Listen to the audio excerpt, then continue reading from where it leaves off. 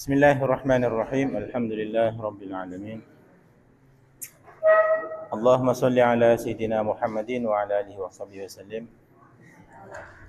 Rabbi shrah li sadri wa yassir li amri wahlul 'uqdatam min lisani yafqahu qawli. Rabbana la 'ilma lana illa ma 'allamtana innaka antal 'alimul hakim wa la haula wa la quwwata illa billahil 'aliyyil 'azhim. Bismillahirrahmanirrahim. Al-babus sabi' fi adabin nasi kullihim ma'al Qur'an. Al-babus sabi' tining bab si nomor petok fi adabin nas panekai dalam banyak-banyak tata krama manusia. Kullihim sakapina an-nas ma'al Qur'an abareng Al-Qur'an.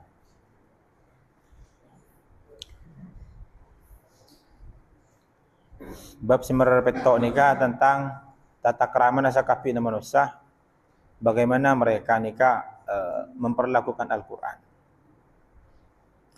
Sabata tab fi sahih Muslim, dalam kitab sahih Muslim, an Tamim Ad-Dari radhiyallahu anhu, dari Sayyidina Tamim Ad-Dari radhiyallahu anhu qala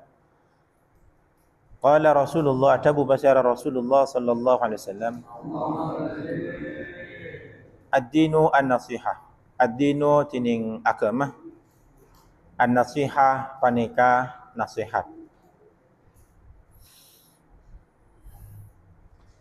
Nika antara mubtada bi khabar, ad-dinu an-nasihah.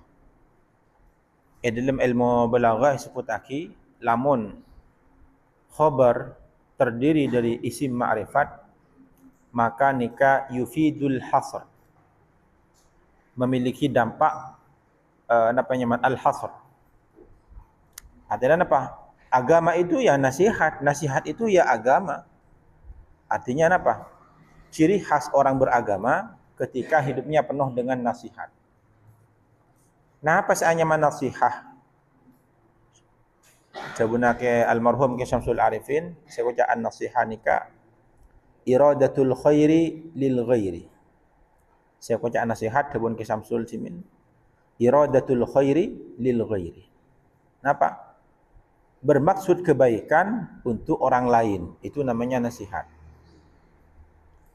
Bermaksud kebaikan untuk orang lain, itu nasihat.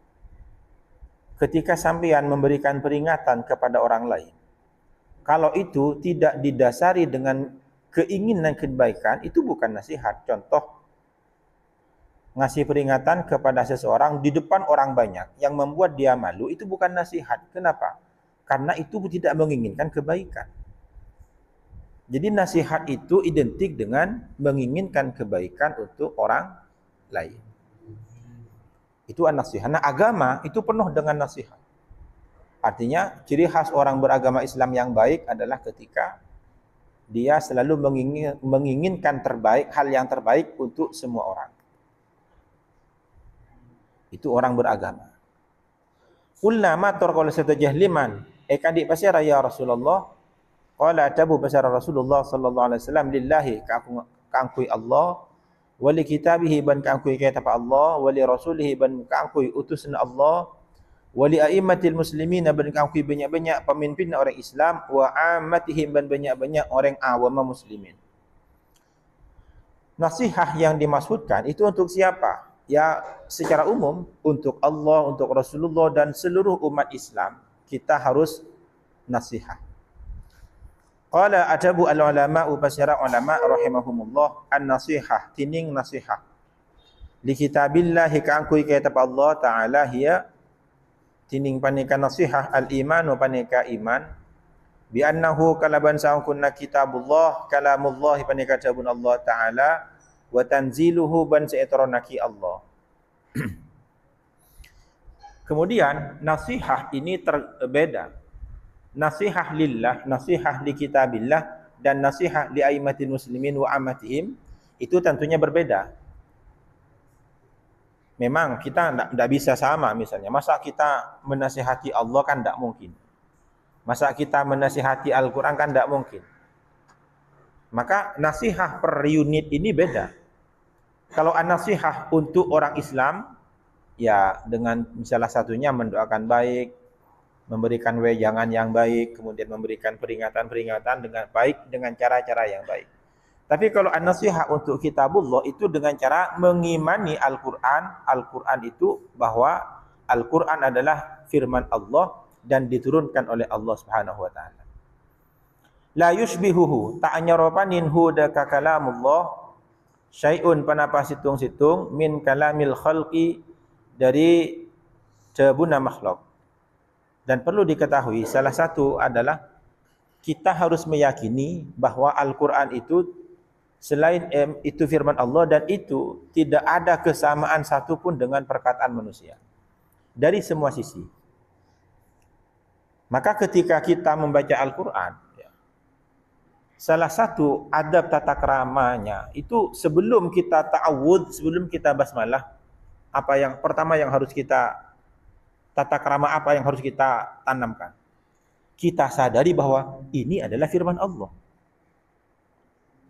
Bahwa yang akan saya baca ini adalah kalamullah. Itu yang pertama, sebelum ta'awudz, sebelum basmalah, sebelum itu. Sebelum itu semua harus sadar bahwa yang akan saya baca ini adalah kalamullah, firman Allah. Itu pertama. Sehingga dari perasaan tersebut, dari keyakinan tersebut muncul perasaan ta'zim.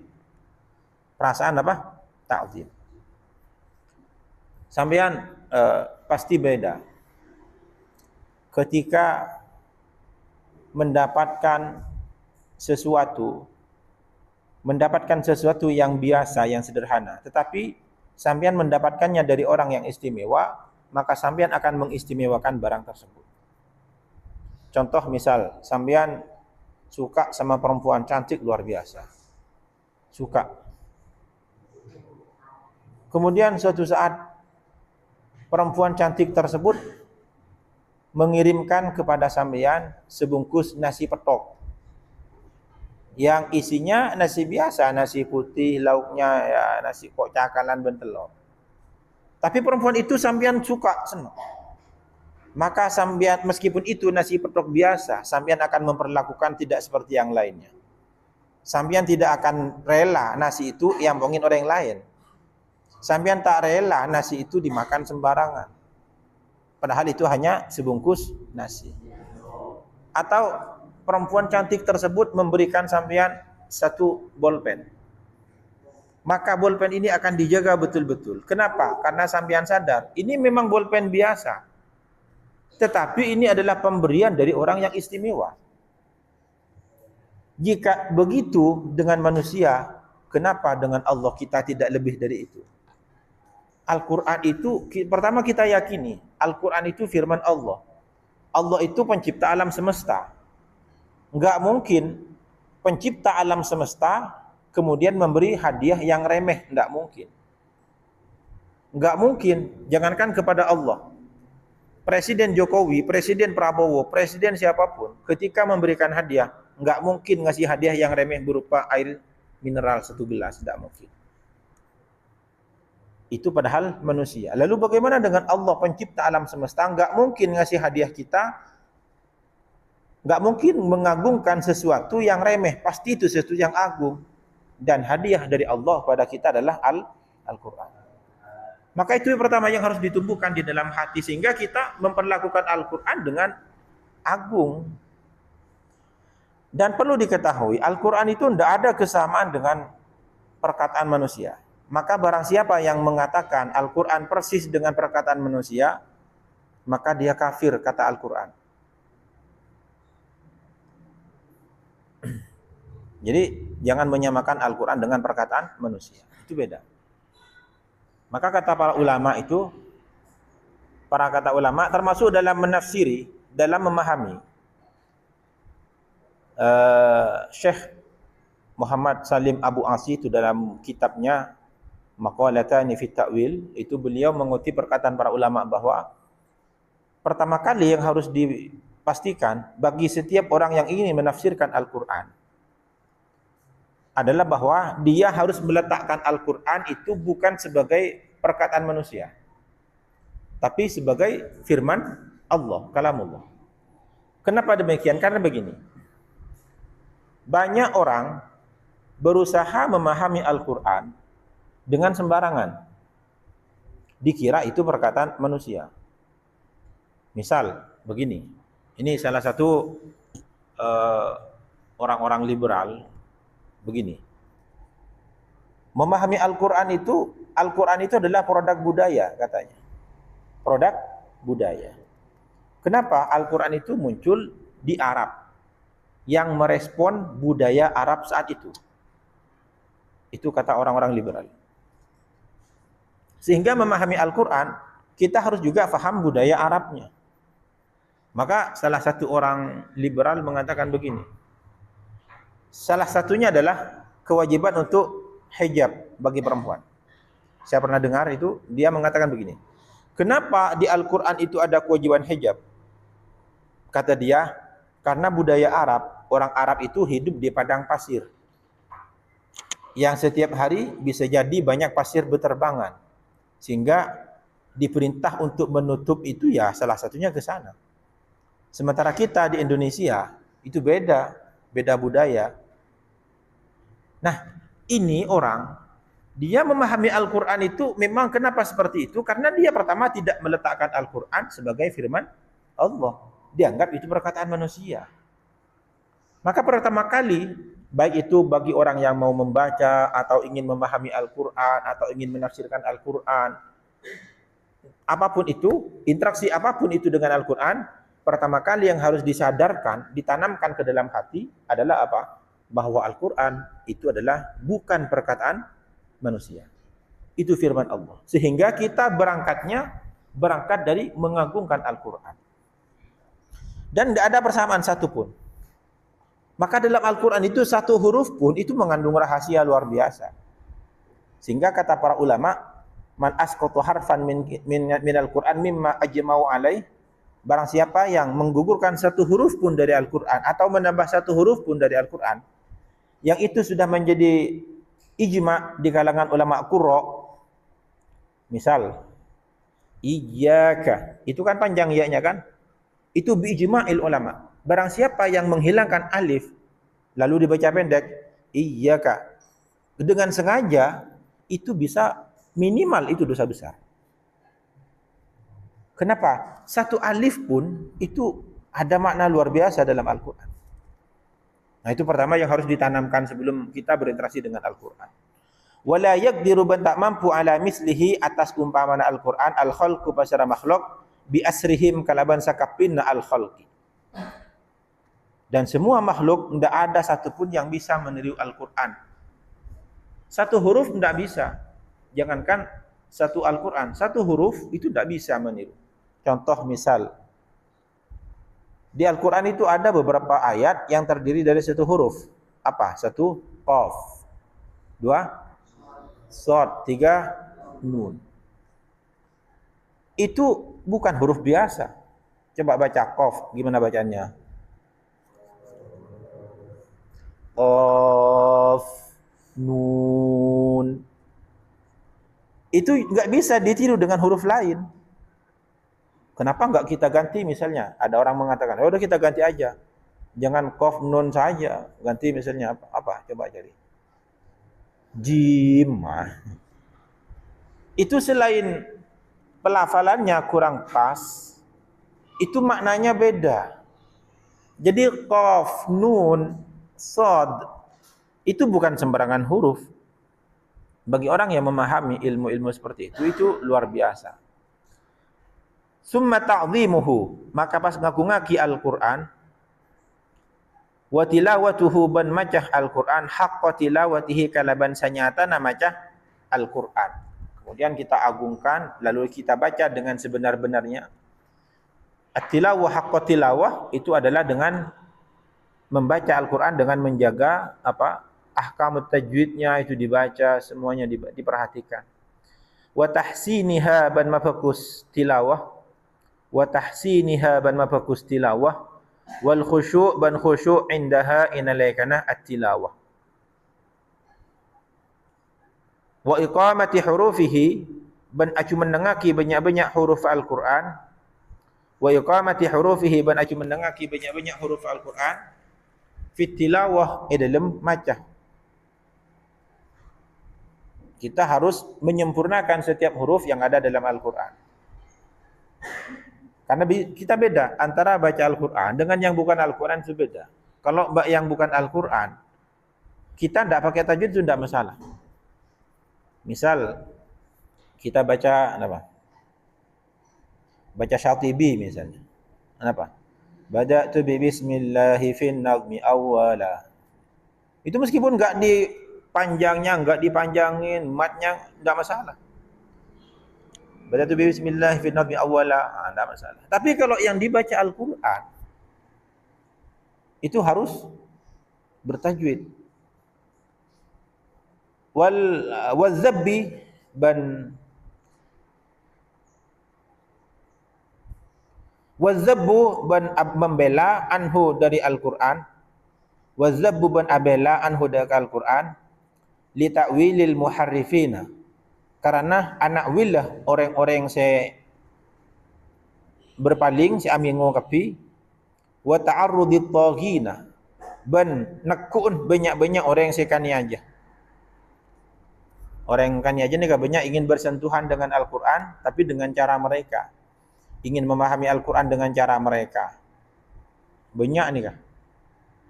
Sambian kalau suatu saat sambian belajar ilmu tafsir dan memperdalam itu, sambian akan ketemu dengan orang-orang seperti itu. Bahkan orang Islam sendiri, tidak tahu itu Islam atau tidak. Seperti Nasr Abu Zaid, itu bacaan Al-Qurannya, mereka punya konsep al-qiraah al-jadidah. Kenapa konsep al-qiraah al-jadidah? Ada sebutan lagi al-qiraah al-mu'asirah. Adalah bacaan modern terhadap Al-Quran. Itu adalah cara mereka bagaimana memahami Al-Quran dengan cara mereka. Mereka mentakwil Al-Quran tapi tidak menggunakan kaidah-kaidah takwil. Mereka banyak mentakwil Al-Quran, mentakwil makna-makna Al-Quran, tetapi tidak menggunakan kaedah-kaedah takwil yang ada, yang sudah baku. Lalu mereka dengan dengan argumen, oh ini pendekatan pendekatan baru, memahaminya harus begini. Yuk, bahaya. Kenapa? Karena takwil itu oleh para ulama sudah ada batasannya. Mentakwil Al-Quran, mentafsirkan Al-Quran itu ada kode-kodenya, ada aturannya, ada rambu-rambunya. Nah, kalian sebagai pengkaji Al-Quran dan penghafal Al-Quran itu harus mendalami ilmu seperti itu. Dan hukumnya adalah fardu kifayah. Sehingga ketika suatu saat nanti ada orang yang ingin membelokkan makna-makna Al-Quran, maka akan ada yang membelanya. Dan itu fardu kifayah. Wadzabbu anhu li ta'wilil muharrifin wa ta'arudit taghid. Karena orang-orang orientalis itu banyak dari mereka yang berupaya menafsirkan Al-Quran. Tapi dengan tujuan mereka. Wa tasdiqu ban apenderaki bima ada kabarang fihi sa'idalem Al-Quran. Ini bagian dari nasihat li kitabillah. Wal wuquf ban kantek ma'a ahkamihi asartana banyak-banyak hukumah Al-Quran. Wal wuquf ban kantek ma'a ahkamihi asartana banyak-banyak hukum Al-Quran. Kita harus sesuai dengan hukum yang ada dalam Al-Quran. Itu bagian dari an-nasihah li kitabillah. Ketika Al-Quran mengatakan A, kita harus mengatakan A. Ketika Al-Quran menyuruh kita ke utara, kita harus ke utara. Wa tafahhumi ulumihi ban memahami banyak-banyak ilmu Al-Quran. Wa tafahhumu ulumihi ban memahami banyak-banyak ilmu Al-Quran. Kita harus di antara nasihat dekat Al-Quran adalah dengan berupaya memahami ilmu-ilmu Al-Quran. Ilmu Al-Quran itu banyak. Ada ilmu asbabun nuzul, ada ilmu tanasubus suwar, tanasubul ayati was suwar, adalah ilmu yang mengkaji tentang keserasian atau hubungan koneksi antar ayat dan ayat, surah dengan surah. Itu ada. Wa amsalihi ban banyak-banyak perumpamaan Al-Quran. Dalam Al-Quran itu banyak amsal. perumpamaan-perumpamaan yang terdapat dalam Al-Quran kita harus memahaminya. Kenapa? Kalau bukan orang Islam yang memahami, siapa yang akan memahami? Dan perumpamaan di dalam Al-Quran itu luar biasa dan harus difahami. Misal, masaluhum kamatsalil ladzi istauqada nar. Itu adalah bagian dari amsal, perumpamaan-perumpamaan dalam Al-Quran. Masaluhum kamatsalil ladzi istauqada nar. Kemudian masalu nurihi kamishkatin fiha misbah, al-misbah fi zujajah, az-zujajatu ka'annaha kaukabun durriyyun yuqad. Itu perumpamaan amsal. Wa tilkal amsalu nadribuha lin-nasi, dan perumpamaan-perumpamaan itu nadribuha lin-nas. Jadi kita harus memahami amsal-amsal itu, perumpamaan-perumpamaan yang ada dalam Al-Qur'an. Wal i'tina' banakatiyaki bima wa'idhi, daga banyak-banyak peringatna Al-Qur'an. Wal i'tina' banakatiyaki bima wa'idhi, daga banyak-banyak peringatna Al-Qur'an. Peringatan dalam Al-Qur'an harus diperhatikan. Wat tafakkur, ban mikir fi ajaibihi, dalam banyak-banyak keajaibna Al-Quran. Al-Quran itu luar biasa. Cuma saya minta, saya rasa hafalannya sudah mungkin.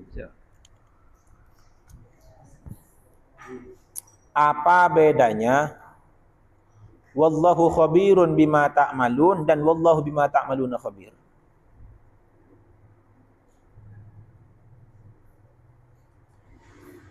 Coba sampean nyari setong ayat yang wallahu bima ta'maluna khabir dan ayat wallahu khabirun bima ta'malun.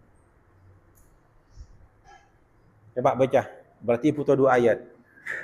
Apa bedanya? Dan coba artinya apa? Kalau kita baca di terjemahan apa artinya? Wallahu bima ta'maluna khabir, apa artinya? Terjemahannya, coba lihat di terjemahannya. Nanti kita bandingkan. Dan kenapa seperti itu? Kenapa berbeda?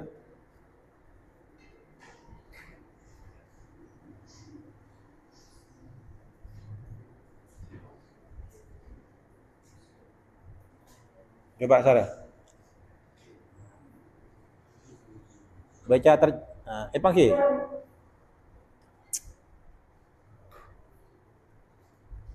Boleh enggak di dalam Al-Quran itu wallahu bima ta'maluna khabir, kita ganti dengan wallahu khabirun bima ta'malun. Coba kalau terjemahannya ada. Wallahu bima ta'maluna khabir atau wallahu khabirun bima ta'malun, terjemahannya baca.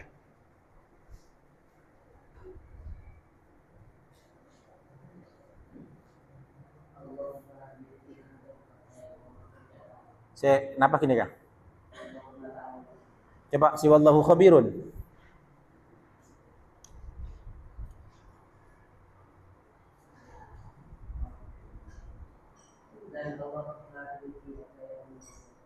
Situ nanti bagi bro. Bandingkan. Sama terjemahannya. Kenapa bedanya?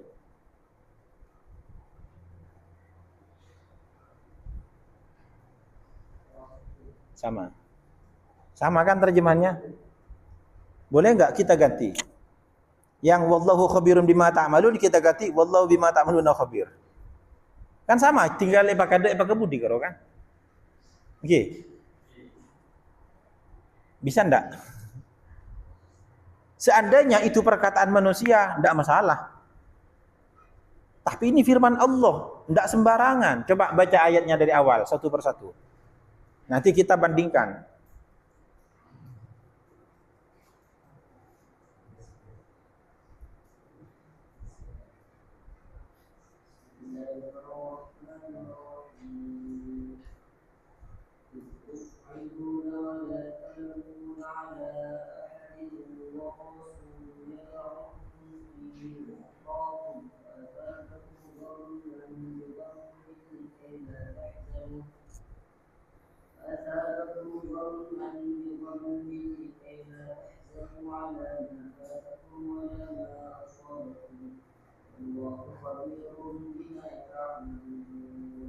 Satunya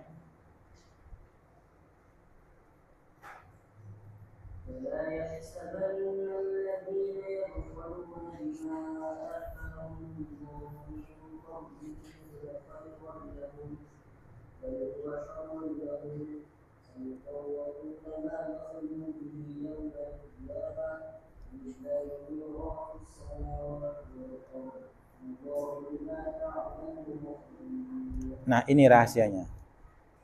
Setiap yang wallahu khabirun bima ta'malun itu sebelumnya biasanya berbicara tentang amal dan hal-hal yang dapat diketahui oleh manusia. Coba, idtus'iduna wala taluna, terus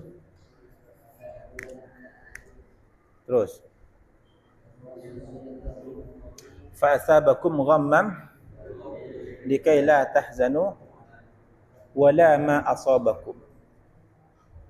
Coba baca terjemahannya, Malaysia faham. Apa cing mana?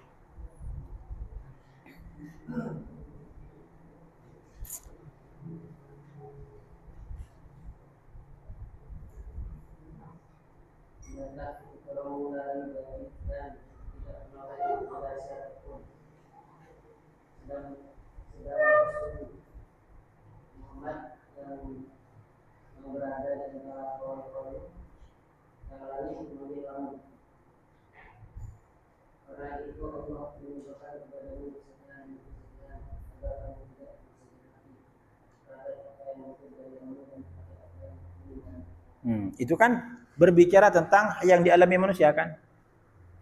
Fasabakum ghamman bi ghammin likai la tahzanu ala ma fatakum. Jadi menjelaskan yang dialami oleh manusia, lalu wallahu khabirun. Benar. Allah khabir. Ini biasanya untuk hal-hal yang seperti itu. Tapi untuk hal-hal yang di luar jangkauan manusia itu bima ta'maluna khabir. Coba yang satunya tadi. Dan jangan sekali-kali orang itu dengan apa yang dikatakan Allah kepada mereka dari karunia-Nya mengira bahwa pikir itu baik bagi mereka, hal itu mereka apa yang mereka lakukan itu akan dilakukan biasanya pada hari kiamat oleh Allah periksa apa yang ada di langit dan bumi. Nah itu kan berbicara tentang apa? Kiamat kan? Kiamat itu di luar jangkauan manusia atau masih di dalam jangkauan manusia? Di luar.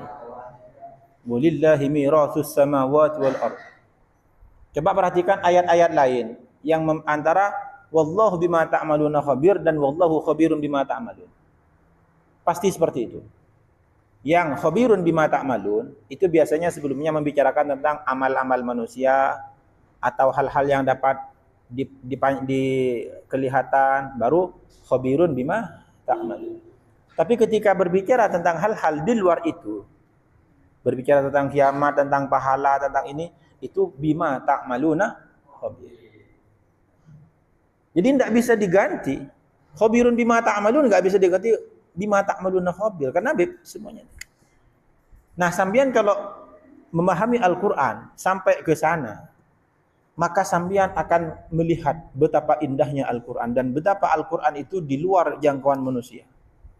Sehingga satu huruf pun itu tidak boleh dirubah, karena itu berpengaruh. Nah, ini salah satu bagian dari an-nasihah li kitabillah. Makanya wattafakkur fi ajaibihi, tentang kita harus berfikir tentang keajaiban-keajaiban yang terkandung dalam Al-Quran.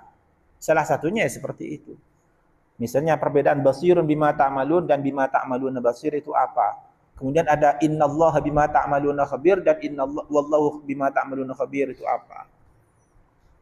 Bisa enggak kita ganti? Enggak bisa. Termasuk antara al-walidain itu apa artinya? Ayah dan ibu. Kalau abawaini apa? Ayah dan ibu juga kan? Boleh enggak kita ganti? Misalnya wali abawaihi likulli wahidin minhum as-sudus. Bisa enggak kita ganti wali walidayhi min? Bisa enggak? Kan sama-sama bermakna orang tua, ayah dan ibu. Bisa enggak? Enggak bisa. Karena ada rahasia di belakang itu. Misal yang al-walidain apa?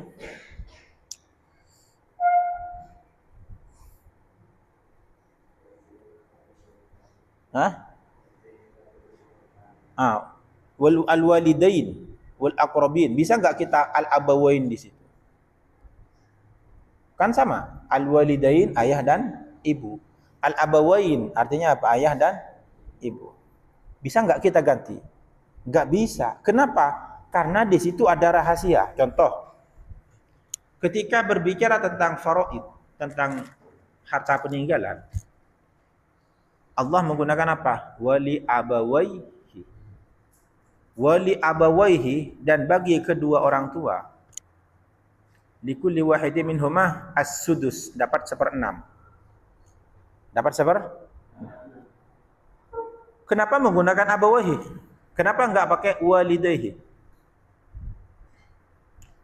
Apa? Karena memang abawaihi itu diambil dari kata apa? Abun itu apa artinya?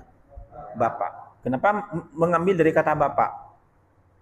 Karena dalam warisan bapak itu lebih mendominasi daripada ibu. Buktinya, ketika seseorang dia meninggal, lalu dia ahli warisnya adalah ayah dan ibu, maka bagian ayah itu, kalau bagian ibu itu tidak terlepas antara 1/3 dan 1/6. Tapi kalau bagian ayah, kadang 1/3, kadang 1/6, kadang 1/6 plus sisa asobah. Jadi bapak lebih mendominasi.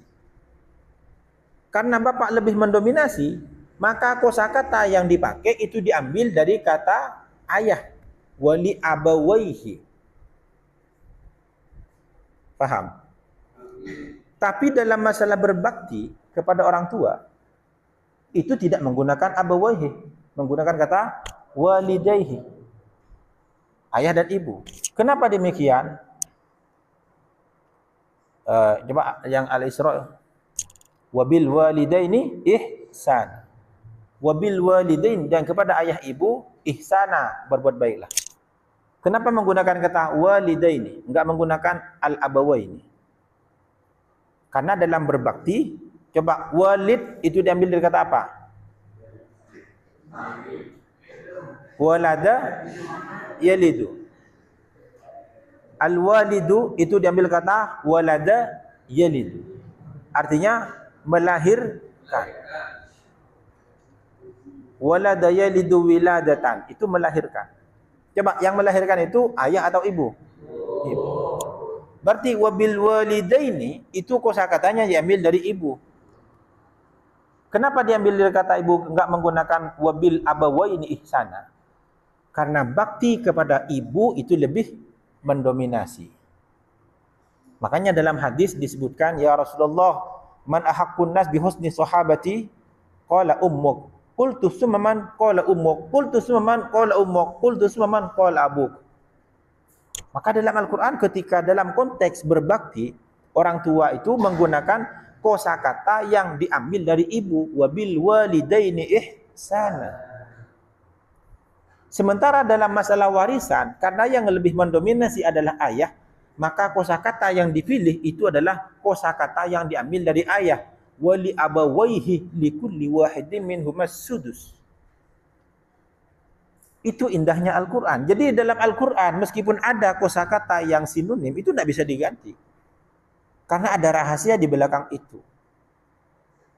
Tapi kalau dalam bahasa Indonesia, sah-sah saja. Bapak-bapak, ibu-ibu bisa diganti. Ibu-ibu, bapak-bapak, itu bisa dalam bahasa Indonesia. Enggak masalah. Atau misalnya itu perkataan manusia. Syair misalnya siapa, penyair mana, sah-sah saja diganti. Tapi kalau firman Allah, setiap huruf, setiap harkat itu ada rahasia tersendiri. Bisa paham? Ini baru itu tadi antara bima ta'maluna khabiran khabirun bima ta'malun dan al-walidaini dan al-abawain. Bagaimana dengan kosa-kosa kata yang lain yang sangat banyak dalam Al-Qur'an? Itu tidak ada yang kebetulan, semua memiliki rahasia. Nah, kalian harus tafakkur tentang itu biar keimanan semakin bertambah. Dan itu adalah bagian dari an-nasihah li kitabillah. Ini disebut dengan at-tafakkur fi ajaibih. Berfikir tentang keajaiban-keajaiban, keunikan-keunikan yang terdapat dalam Al-Quran. Faham? Wal amal ban ngamalaki bi muhkamihi. Deka muhkam Al-Quran. Muhkam itu adalah ayat yang pesannya jelas, itu muhkam. Kalau mutasyabih, ayat yang pesannya agak masih dalam, itu mutasyabih. Kalau muhkam misalnya aqimus shalah wa atuz zakat, itu muhkam. Termasuk innamal khamru wal maisir wal ansabu rijsun min amali syaitan fajtanibuh, itu muhkam. Adalah ayat yang pesannya jelas. Mutasyabih itu yang tidak jelas. Ini dalam kajian Al-Quran. Tapi kalau orang menghafal, yang disebut mutasyabih itu lafalnya yang sama. Wa taslimu ban pasrah li mutasyabihi hidaka mutasyabihna Al-Quran. Ada ayat mutasyabih. Apa ayat mutasyabih? Ayat yang pesannya kita enggak jelas. Contoh misalnya Qaf. Apa pesan yang ada di dalamnya? Enggak jelas. Itu mutasyabih. Maka kita harus pasrah saja bahwa Allah menurunkan ayat Qaf laisa abathan, itu bukan sembarangan. Pasti di dalamnya ada hikmah yang kita belum memahaminya. Itu harus pasrah begitu. Wal bahts ban naliti an umumihi, dari keumumna Al-Quran, wa khususihi ban kekhususna Al-Quran. Kita harus teliti Al-Quran itu, mana yang bersifat umum dan mana yang bersifat khusus. Sehingga kita tidak memperlakukan ayat umum bagi yang khusus dan tidak memperlakukan secara khusus bagi ayat yang umum. Karena banyak dalam Al-Quran itu lafadznya umum, tapi yang dimaksud adalah khusus. Contoh, alladzina qala lahumun nas innan nasa qad jama'u lakum fakhshawhum fazadahum imanan. Alladzina qala lahumun nas. An-nas itu kalau dalam kajian bahasa itu adalah kalimat yang umum. Kenapa? Karena dia adalah isim jenis yang kemasukan al. Itu umum berarti. Tetapi apakah itu berlaku umum? Tidak. Alladzina qala lahumun nas, itu berlaku dulu kejadiannya. Sehingga kita tidak sembarangan memperlakukan Al-Quran. Ada ayat umum diperlakukan secara khusus, itu salah. Ada ayat khusus diperlakukan secara umum, itu salah. Dan kadang terjadi cocokologi, cocok-cocokan. Misal, wal ashr. Wal fajr. Walayalin ashr. Wal fajr, demi fajr. Walayalin ashr, dan demi malam ashr yang 10. Coba layalin ashr, malam 10, itu apakah berlaku secara umum atau khusus? Kalau umum misalnya mun sabi nabi usah ngalak 10 malam hoy. Apa? Arwah walayalin ashr. Itu salah. Karena maksud dari walayalin ashr itu kata mufassirin adalah layalil ashr al-ula min Dzulhijjah. Ada juga yang mengatakan al-awakhir min Ramadan. Jadi kita harus teliti mana yang umum, mana yang khusus, sehingga kita tidak gampang mengumumkan sesuatu yang khusus dan tidak mengkhususkan sesuatu yang umum. Wa nasikhihi ban si anasikh wa mansukhihi ban si mansukh. Kita harus faham mana ayat yang nasikh, mana ayat yang mansukh. Sehingga ayat yang mansukh kita tidak mengamalkannya. Misal, walladzina yutawaffawna minkum wa yadharun azwajan wasiyatan li azwajihim mata'an ila al-hauli ghaira ikhraj. Itu ayat mansukh dengan ayat walladzina dengan ayat-ayat faraid, dengan ayat-ayat waris. Karena ayat yang tadi yang pertama itu mewajibkan orang kalau mau meninggal harus berwasiat. Nah, jadi kita harus faham mana yang nasikh, mana yang mansukh. Wa nashru ulumihi, ban nyebaraki banyak-banyak ilmuna Al-Quran. Wa du'a, ban ngajak ilahi daka Al-Quran. Kita harus mengajak orang agar mencintai Al-Quran. Kita harus mengajak orang agar mengamalkan Al-Quran. Kita harus mengajak orang untuk memahami Al-Quran. Wa ilama dzakarna, wa ilama ban daka barang dzakarna nyebut oleh saja huda kama min nasihatihi, dari nasihat Al-Quran. Paham ya? Faslun. Ajma'a sepakat al-muslimuna pasal banyak-banyak orang Islam atau sekapin orang Islam ala wujubi ta'zimil Quran atas wajib mengagungkan Al-Quran al-aziz ala itlaq atas secara mutlak. Semua orang Islam tidak ada satu pun yang berbeda, bahkan orang-orang Mu'tazilah, orang-orang Syiah, orang-orang di luar Ahlus Sunnah itu semua mengakui bahwa wajib mengagungkan Al-Quran. Wa tanzihihi ban anyuciaki Al-Quran wa siyanatihi ban ajaga Al-Quran. Enggak boleh kita semua wajib menghormati Al-Quran. Wa ajma'u ban sepakat masyarakat al-muslimun ala annaman dak sangkun apa sira orang ala annaman dak sangkun apa sira orang jahada seingkar pasiraman minhu dari Al-Quran harfan dak kasitung huruf mimma nyatana dari barang ujmi'a seisepakaten alaihi panapa harf ujmi'a seisepakaten alaihi panapa harf auzada atau nambahin pasiraman harfan dakasitung huruf lam yaqra setak maca bihi kalaban harfan ahadun pasirastung orang auzada atau nambahi pasiraman harfan dakasitung huruf lam yaqra setak maca bihi kalaban harfan ahadun pasirastung orang wa huwa halatining man alimun paning kasih tahu bidzalika dak kadisa fa huwa makatining man kafirun paning kasih kafir orang mun mengingkari jangankan Al-Quran atau satu ayat satu kalimat satu huruf, kalau huruf itu sudah disepakati oleh para ulama qurra lalu diingkari tidak ada alifnya itu kafir orang kalau sudah disepakati, kecuali yang masih diperselisihkan di kalangan ulama qurra seperti alif dalam Malik, ada yang membaca Maliki, ada yang membaca Maliki. Kalau itu tidak masalah. Tapi kalau sudah disepakati ulama, misal apa? Iyyaka. Kan beda alif ah? Iya, beda alif kan?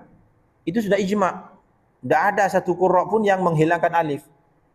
Lalu ada orang mengingkari alif tersebut, maka dia kafir. Kafir, tak tangkung. Mun kini kata tahu, mun tak tahu paling kini itu saja. Paling tentu saja. Qala al-Imam Abu Bakar al-Imam al-Hafidh Abu al-Fadl al-Qadhi Iyad rahimahullah. I'lam ninga sambian. Annaman dak saungkun apa sira orang istakhaffa. Siamang demangaki pasaraman. Istakhaffa. Siamang demangaki pasaraman bil Qur'an dak ka Al-Qur'an. Au bil mushaf atau ada ke mushaf au bi syai'in atau ada ke situng-situng minhu dari Al-Qur'an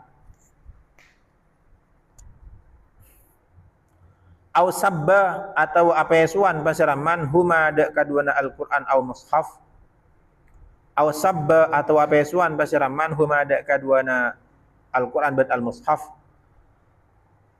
au jahada atau ingkar pasiraman harfan da kasitung huruf minhu dari Al-Qur'an au kazzaba atau alecek aki pasiraman bi syai'in da kasitung mimma dari barang surriha seipa tegas bihi panapa ma fihi dalam Al-Qur'an au kazzaba atau alecekaki pasaraman bisa endak kastung-situng mimma nyata dari barang surriha seipa tegas bihi panapa ma fihi dalam Al-Qur'an min hukmin aropa hukum au khabarin atau informasi au athbata atau anap tepaki pasiraman Au asbata atau anak tapaki pasiraman ma ada kabarang nafa semata ada panapa Al-Quran hu da kamma. Au asbata atau anak tapaki pasiraman ma ada kabarang nafa semata ada hu da kamma. Nafa semata ada panapa Al-Quran hu da kamma. Au nafa atau mata ada pasiraman ma ada kabarang. Au nafa atau mata ada pasiraman ma ada kabarang asbata seanap tapaki panapa Al-Quran hu da kamma. Wa huwa halatining man alimun pandai kasih tahu bidzalika ada ka disakapi au syakka atau ragu pasiraman fi syai'in dalam situng-situng min dzalika dari ka disakapi fahuwa maka tining man kafirun pandai kasih kafir bi ijma'il muslimina kalaban kesepakatan sekapin orang Islam. Jadi orang mun amang demangke Al-Qur'an atau nangin atau nyaleh. Contoh amang demang aki dharma misalnya sini kan. Misalnya Al-Qur'an nyoro guleban sambian wabil walidaini ihsan. Al-Quran nyoro geleban bian akhir kebagusan da kareng sepo, kareng tua dua. Lalu bedoreng mainga, no fakte kareng tua nasi bican Al-Quran roh. Pas ngoca, aja karo Al-Quran senyoro. Ini salah satu orang saya apa? Amang demangaki Al-Quran. Aja karo Al-Quran senyoro, beni polisi tak kira tangkep kok ya. Ini kak bahaya nih. Kadang ajak kun solat merdua misalnya.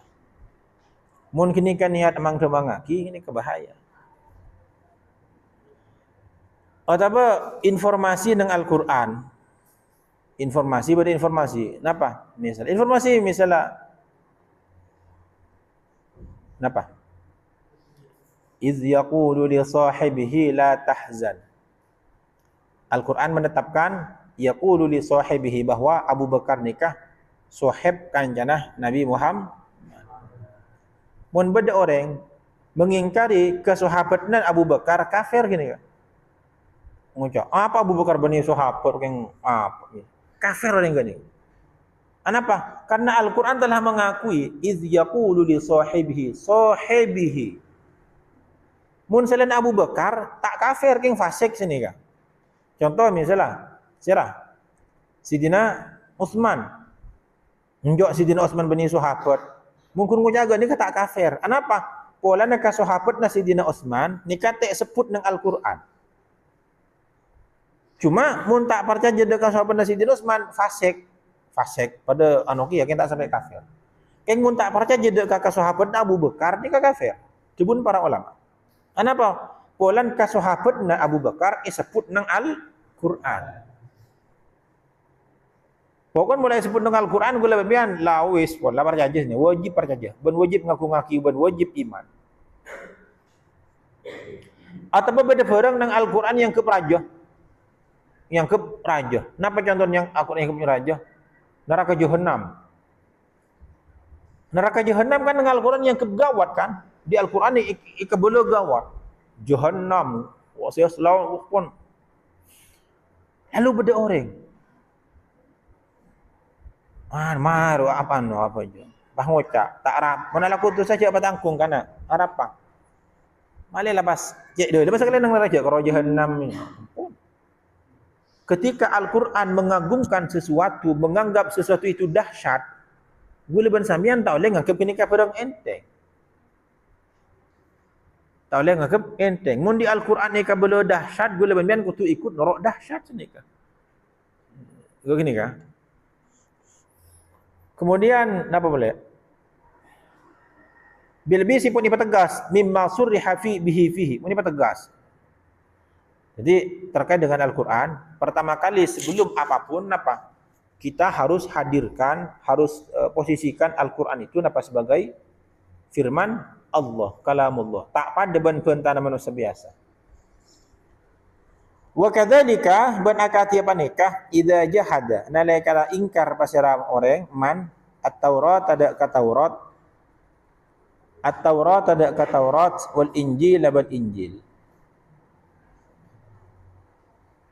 au kutuballah atau banyak-banyak kitab Allah al-munazzalah saitaranaki al-munazzalah saitaranaki au kafara atau kafir pasira man biha daka at-taurah atau daka kutubullah au kafar atau kafir pasira man biha daka kutubullah au sabba atau apa yaswan pasira man hadaka kutubullah au istakhaffa atau tengin dengaki pasira man biha daka kutubullah fa huwa makatiding man kafirun pandai kafir.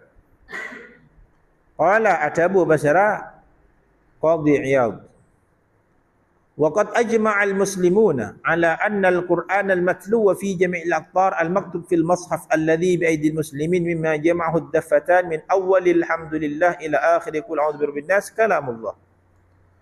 وقد أجمع بنوكم sepakat المسلمون bahasa sakapin orang Islam على أن القرآن dak sangkun apa Al-Quran al-matlu wa sa'ibacah al-matlu wa sa'ibacah fi jami'il aqtar dalam sakapinah tempat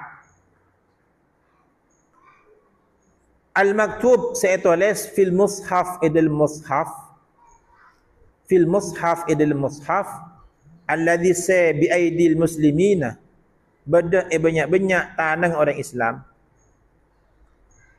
mimma nyatan dari orang jamaah sima kompol huda kama ad-daffatani panapa dua sampul ad-daffatani panapa dua sampul min awalil hamdulillah dari lukulun alhamdulillah rabbil alamin ila akhir qul a'udzu birabbin nas sampai akhir qul a'udzu birabbin nas kalamullah panikajabuna Allah wa wahyuhu ban wahyuna Allah al-munazzal sa'idaranaki kalamullah panikajabun Allah wa wahyuhu ban wahyuna Allah al-munazzal sayyidunaki ala nabiyhi atas nabina Allah Muhammadin nyata Nabi Muhammad sallallahu alaihi wasallam